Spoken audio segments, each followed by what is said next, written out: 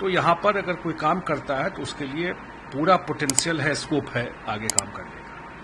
जहाँ तक 2025 के लिए आपने कहा विधानसभा चुनाव को लेकर के, मुझे लगता है कि एक सिग्नल इस लोकसभा ने भी दिया है और 177 विधानसभा में हम लोग लीड किए आउट ऑफ 243। और मुझे लगता है कि जो आगे का आने वाला विधानसभा है वो लार्जली काम के बल पर ही, ये तो हो गया यहाँ पर लार्जली, कुछ तो कास्ट फैक्टर प्ले करता है बिहार में, लेकिन लार्जली आपको काम के बल पर वोट मिलता है। एक जो इम्पॉर्टेंट फैक्टर है, आप लोगों को भी चेक करना चाहिए, वो है महिलाओं का पार्टिसिपेशन इलेक्शन में और महिलाओं को इंडिपेंडेंट होकर वोट देना। हो सकता है उनके घर में मेल मेंबर कहीं और वोट कर रहा, लेकिन वो और जाके कहीं वोट करती है। हम लोगों के एरिया में, मैं मिथिला एरिया से आता हूं, मैं देखा 10% 12% ज्यादा महिला वोट की जाकर के। तो हमको अब ये सब साइलेंट वोटर है, ये पता नहीं चलेगा अब, लेकिन चुनाव के दिन जब निकल करके लोग वोट करती हैं तो इन सब का लबोलुबाब वही है कि 2025 में निश्चित रूप से बड़े मार्जिन से एनडीए चुनाव जीतेगी। अगर पिछले विधानसभा चुनाव की बात की जाए तो जिस तरीके से डाउनफॉल हुआ जेडीयू का, तो इस बार आपके लिए एक चैलेंज तो होगा कि जो लास्ट टाइम हुआ उसको कैसे रिकवर। पिछले वाले में आप भी जानते हैं कि कुछ और फैक्टर भी प्ले कर गया था, हाँ, अनअवॉइडेबल था, ये सिचुएशन हो गया। इस बार ये फैक्टर नहीं है, पिछली बार वो फैक्टर नहीं होता, सच्चाई ये है। तो उस बार भी एनडीए 180-185 सीट जीतती,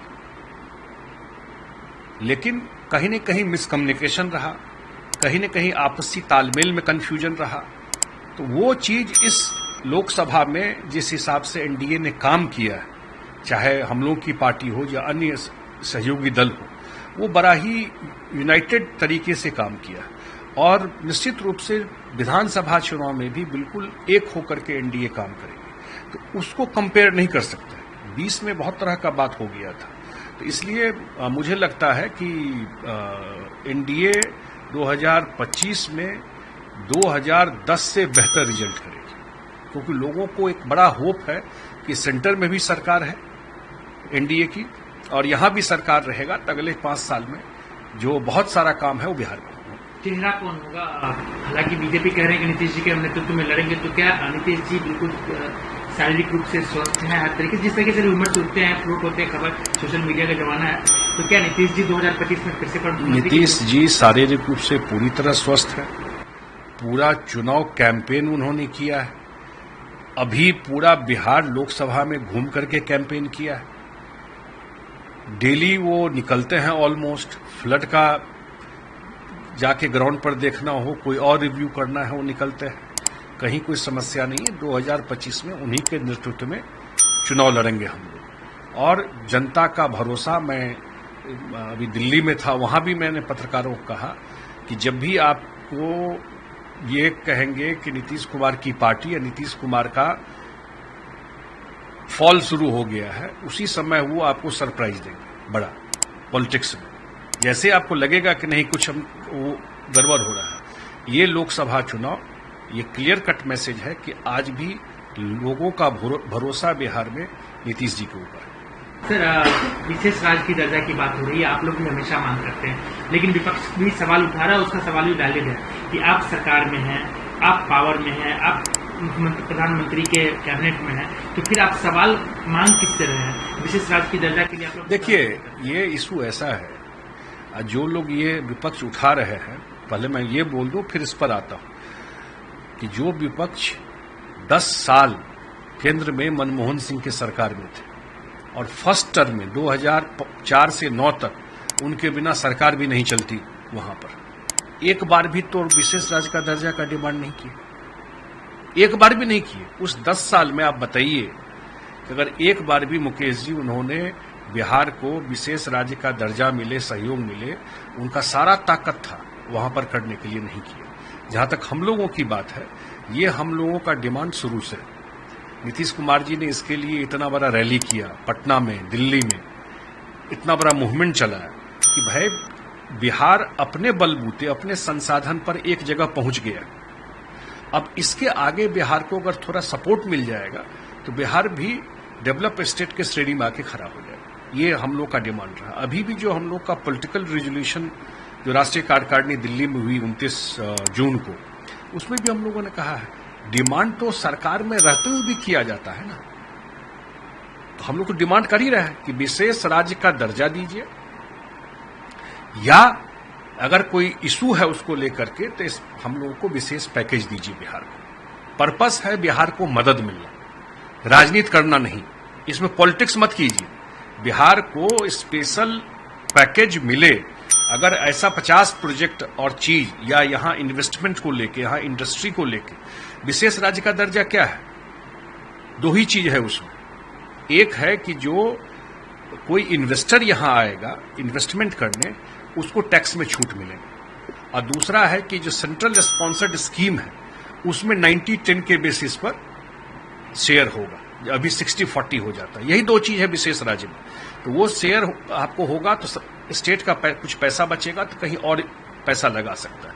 तो उस चीज को शब्द जो दे केंद्र सरकार, लेकिन उस तरह का मदद अगर बिहार को मिल जाता है तो मुझे लगता है कि आने वाले 5 साल में बिहार काफी आगे जाएगा। और आपके माध्यम से मैं बता दूं कि इस पर हम लोगों ने अपना माइंड, सेंटर में जो लोग मैटर करते हैं मुख्यमंत्री जी ने दिया हुआ है, और पॉजिटिव डायरेक्शन में चीजें चल रही हैं। सर, लालू यादव कह रहे हैं कि सरकार गिर जाएगी, किस बेसिस पे? लालू जी तो बहुत कुछ बोलते हैं। लोकसभा से पहले का स्टेटमेंट निकालिए ना, क्या बोलते थे, कितना सीट जीतेंगे, क्या होगा नरेंद्र मोदी का, बिहार में कितना रिजल्ट मिलेगा। 4 सीट पे आ गए ना, यही वही उनका स्ट्रेंथ है।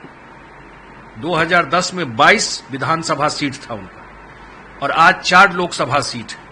उनका एक्चुअल स्ट्रेंथ उनके पार्टी का उतना ही, वो तो बिहार के जनता ने दिखा दिया। और बताइए, इतना बड़ा मैंडेट है, 240 बीजेपी को है, अब प्री पोल अलायंस में ये सरकार है 290 के ऊपर।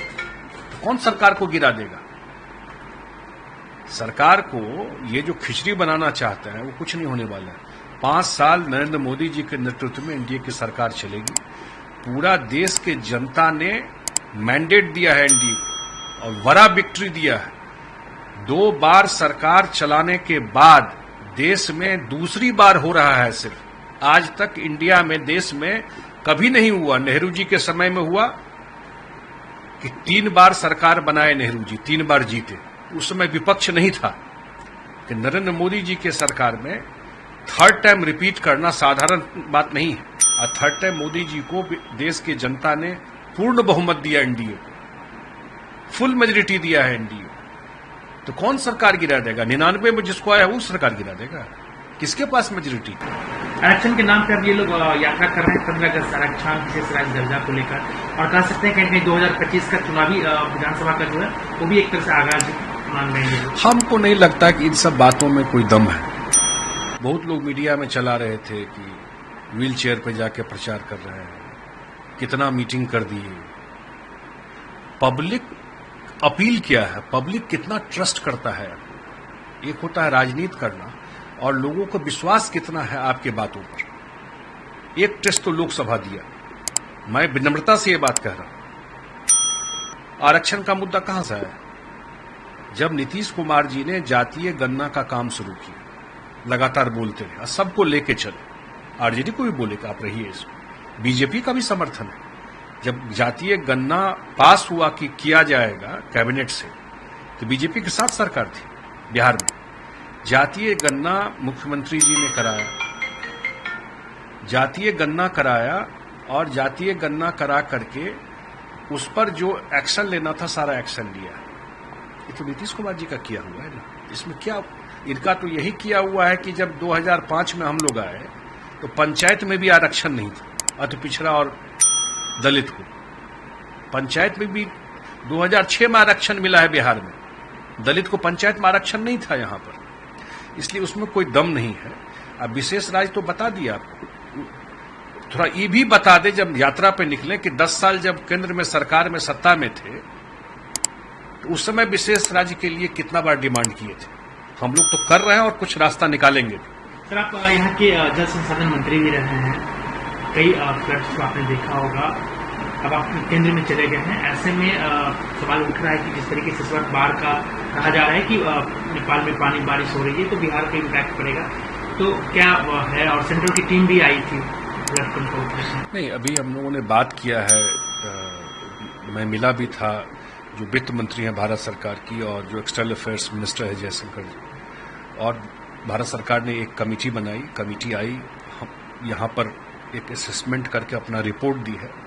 मुझे लगता है कि एक नेपाल में हाई डैम बनने की बात है, बहुत मूवमेंट उसमें हो नहीं रहा है, हो जाए तो बहुत बड़ा प्रॉब्लम सॉल्व हो जाएगा, लेकिन ये कैसे होगा कि नेपाल में बने नहीं और इतने बड़े एरिया में हर एक साल फ्लड आता रहे। मैं डेटा आपको शेयर करूंगा, पिछले 10 साल में अगर लोग अमाउंट निकाल दें कि बिहार सरकार का कितना खर्चा हुआ, चाहे फ्लड फाइटिंग में, चाहे आपदा में, वो हजारों करोड़ में, और जो डेथ होता है वो अलग।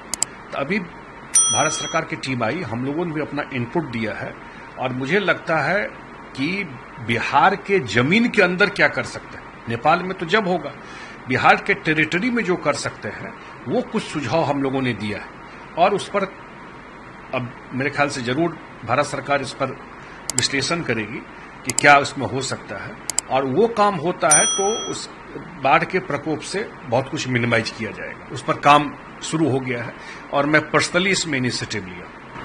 सर, आपके पार्टी में जिस तरीके से नए लोगों की ज्वाइनिंग हो रही है तो कई सवाल उठ रहे हैं कि कल मनीष वर्मा IAS हैं, वो ज्वाइन किए।